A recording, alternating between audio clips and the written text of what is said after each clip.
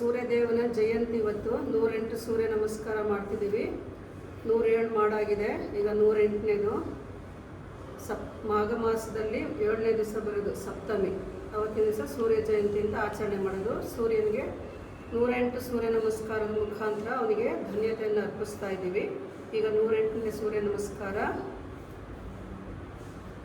ಓಂ ಶ್ರೀ ಸವಿತ್ರ ಸೂರ್ಯ ನಾರಾಯಣಾಯ ನಮಃ. ಓಂ ಶ್ರೀ ಸವಿತ್ರ ಸೂರ್ಯ ನಾರಾಯಣಾಯ ನಮಃ. ಉದ್ವಾಸನ, ಉತ್ಥಾನಾಸನ, ಏಕಪಾದ ಪ್ರಸರಣಾಸನ, ದ್ವಿಪಾದ ಪ್ರಸರಣಾಸನ,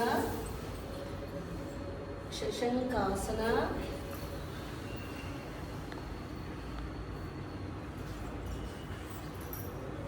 ಅಷ್ಟಾಂಗ ನಮಸ್ಕಾರ, ಊರ್ಧ್ವಮುಖ, ಅಧೋಮುಖ, ಶಶಂಕಾಸನ.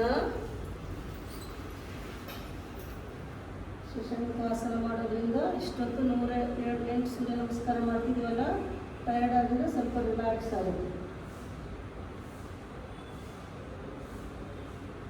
ಏಕಪಾದ ಪ್ರಸರಣಾಸನ, ಉತ್ಥಾನಾಸನ, ನಮಸ್ಕಾರ ಸ್ಥಿತಿ.